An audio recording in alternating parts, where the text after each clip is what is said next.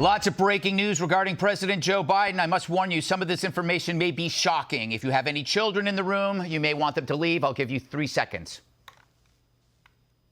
Okay, we've just learned from our hardworking colleagues at CNN that President Biden has expressed a preference for building a fire in the Oval Office. And sometimes he adds a log to keep it going. Let's go live on the ground to one of our reporters.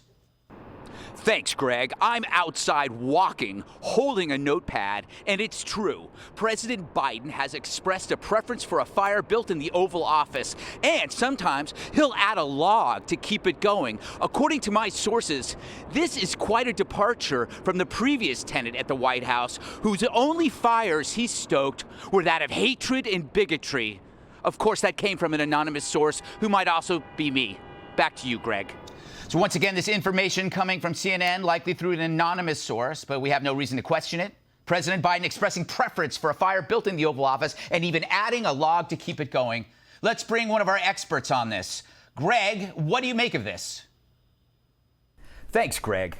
As a historian, I must say, from a historical perspective, this is quite astounding. George Washington chopped down a cherry tree, but he wasn't resourceful enough to use it as fuel, unlike President Joe Biden. Again, as a historian, I don't think it's premature to say we are witnessing not the greatest president we've ever seen, but the greatest president we will ever see.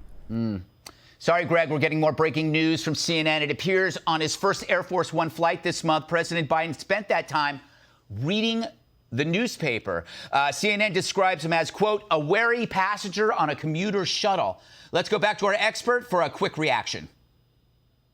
As a prominent historian, I can see that President Biden's method of relaxation calls to mind the great leaders of our time, Gandhi, Martin Luther King, and perhaps even Jesus Christ. What a role model for children whose parents have private jets. It's so important to read when you can, even at 35,000 feet. Greg, even at 35,000 feet. A lot going on this very busy day at the Capitol. The AP also reporting the president beat one of his granddaughters at a video game known as Mario Kart. I'm sorry, I've been told we don't condone men beating women at anything, and I'll be taking a leave of absence to profoundly educate myself on this matter. Always wanted to interview myself. Very good. Yes, thank you, Dana. This is some hard-hitting stuff from CNN.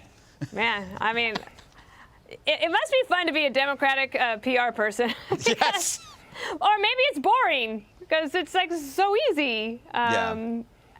Actually, I think every president has a fire in the Oval Office. I'm pretty sure. They better enjoy it while they can, though. I think that the rubber is going to hit the road pretty soon because once they get this COVID relief bill done, I think that this sort of understanding and the truce between the progressives and the moderate Democrats is going to come crashing to an end.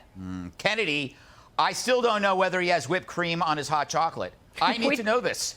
And marshmallows, Greg. Yes. I hope the administration takes a firm stand here because those are the important topics. Yes. I'm watching this and I'm thinking, it reminds me of going to Nagano, Japan, in the mountains and seeing the little snow monkeys who are adorable. And everyone walks around going, oh my gosh, these monkeys are adorable. But you know what they do? They throw snowballs and then steal your stuff. Oh, wow. So imagine the kind of damage an adorable president can do when the press isn't watching, when they're so busy fawning and giving every detail, every nuance of his adorable life. He's going to be pilfering and robbing the country blind. And I'm sorry to say, Greg, as a realist, we're all hosed. Yeah, we are. Juan, this has to be the easiest White House beat in history. Well, actually, you know, I'm glad you put it that way, Greg, because historically, this is what happens when you get a new president, that they start talking about, does he like Nestle's hot chocolate or Ovaltine at night? What are his favorite books? What about the dogs? This is the way that the press does it. Now, of course, if the historical cycle holds, then, of course, the next step is they bring out the baseball bats and they begin walloping him. But I think that what we're doing here is we're talking about, well, gee, they didn't do this so much with President Trump. But you got to remember, the first time out the box, Trump was lying about the size of the inaugural crowd. Then he had the ban on people of Muslim faith coming into the country. Not true. So I think a lot of things just got skipped It just, well, I think the ban is a fact. I don't know how you argue that. Well, but anyway, it just got skipped, and then of course there lots of anger and the media going after him. I think that one of the things that Biden is selling is normalcy, that things can be normal again, and right now the American people and the press are buying it. The variable in the banned countries wasn't Muslim, because there were Muslim countries that weren't banned. Jesse, are you excited about the town hall tonight on another network? Will you be watching it? No, I won't. I'm going to be watching The Bachelor rerun because I missed it last night. Listen, we just got off 4 years of a roller coaster, and now we're riding the teacups. And the press is trying to sell this as somehow sexy, the inane details of Joe Biden's personal lifestyle. I'm sorry, I don't care how many logs he puts on the fire or what time he goes to bed. We just had, like, Entertainment Tonight in the White House.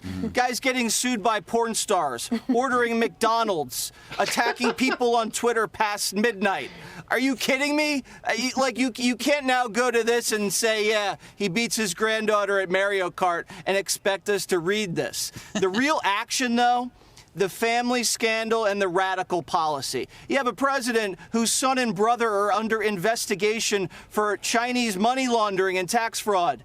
You're sending billions of dollars to corrupt teachers' unions who have a history of embezzlement. He's just spiking the Cuomo nursing home investigation. That's where the action is, not the bedtime and the logs. That is exactly Kennedy's point.